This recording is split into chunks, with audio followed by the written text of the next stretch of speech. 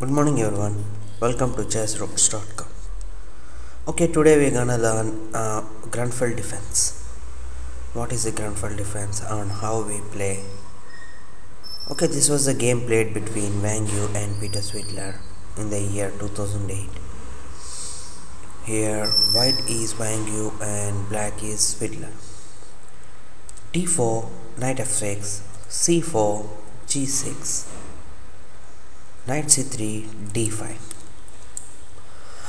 Okay, this was a standard move in Grunfeld we often see, and most of the players we see that taking c into d5, knight into d5, e4, knight c3, bc3, bishop g7, bishop c4, c5, and black will have their own counter chances with knight c6 and trying to attack the center. So some positional players will not like this open game, although white is slightly better, but this position will later become complicated. So here Wang Yu decide his line to play bishop g5, which is even good in some variations. Bishop g5 is mostly played by Wang Yu. So after bishop g5, knight e4 and bishop h4. So if we take knight into e4, and I think that position will be equal, because after knight into e4 there is black can immediately play h6 g5 or even f5 like things, or even bishop g7 c5. This knight on f3 will not come knight f3. So white will become slow in the development. So this position is hardly equal.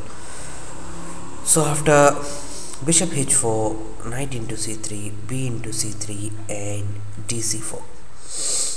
Now after dc4, queen a4 check, and queen d7, queen into c4. The reason why he played queen d7 here, because after bishop d7 or nd7, white can get a free play like bishop d3, bishop g3, knight f3, or even e4. If black played bishop d7 and after queen c4 and later bishop c6, then f3 is a good move and white is better. f3, after f3, e4, this bishop on c6 will hardly don't have any scope.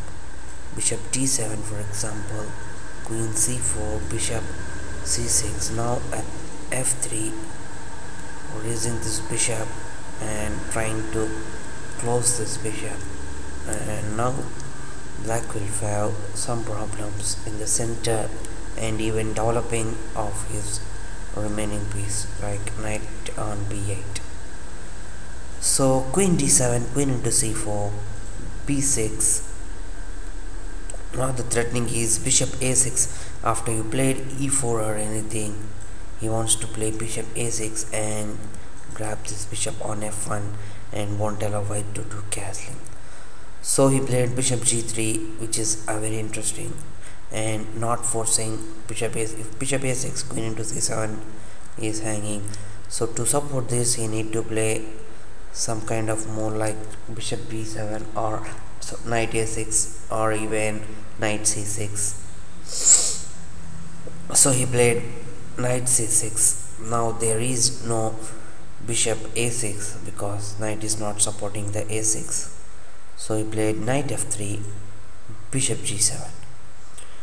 Now after bishop g7 he played e3, castles shot, and bishop e2.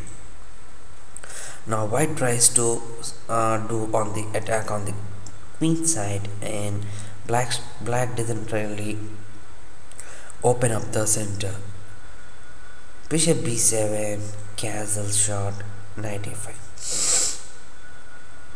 Now he played queen b4, which is only move, and rook a8. Now white is threatening c5.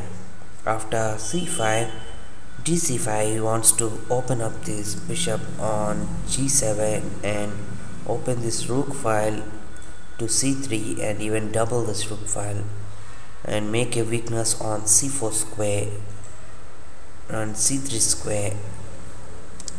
So rook c8 is a logical move, and so for that Wang played knight e5. For a quick instant, if you take with bishop into e5, then there is no bishop to open on this diagonal, and white will be clearly better with the double bishops. So there is no way that he can take bishop into e5, and if he played, you can even take bishop e5, d e5 with the idea he can transfer this queen to h4 or some other square. But then there is no open file on c file. So here black played queen d6, and white immediately played rook fd1. Now if he played c5, it will be a mistake after d into c5. So rook is and after d so he played rook fd8 and queen a4.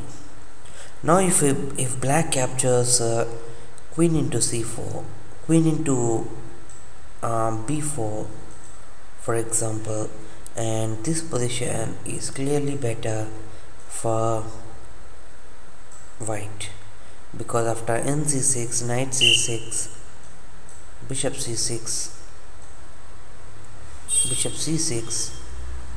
rook ac1, bishop a4, rook d3, this position, there is a weakness on c7, so white should be better. Now if knight c6, before knight c6, if we capture with bishop into e5,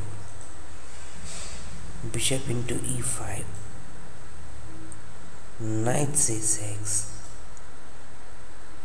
then this position looks like equal,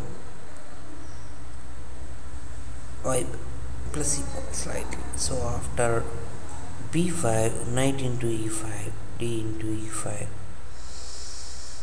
c6 or rook d8,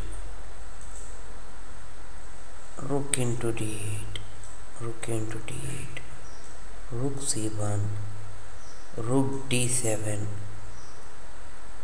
and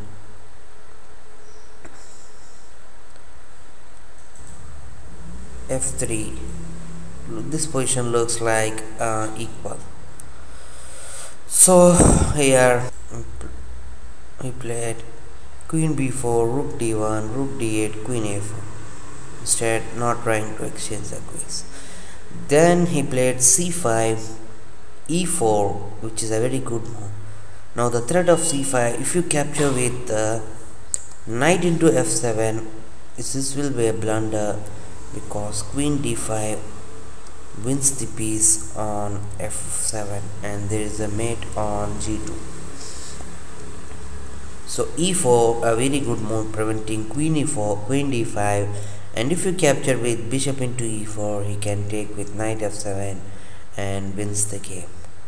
So after bishop e5, black is forced to exchange bishop e5 and bishop e5, queen c6 and queen c6, knight c6. Here he played a good move with bishop g4. The reason why bishop g4 is good, first of all, is there is no good squares for the rook on c8 or d8. So if you capture with knight into e5, it will be a mistake. Bishop into c8 loses the exchange, and so there is no move. If he played e6, then white can simply play bishop f6 and followed by d5. This position looks clear better for white because the pawn on d5 has very good scope to become a queen. Okay, so if he played f5 to close the bishop on g4, e into f5 seems to be winning for white. After g into f5, bishop f5 wins the pawn, and there is no way to playing f5, so we have to play h5, and after h5 bishop f3, g into f5, bishop into h5. This looks clear advantage for white. And in this position, if he even captures with knight into e5, d into e5, white will have a outside passed pawn, and this should be a clear better. So here after bishop g4, rook have to move, and there is no other square than rook a8, bishop c7. This is another good move, and there is no other square than to play rook, giving away the rook. For example, if he played rook f8,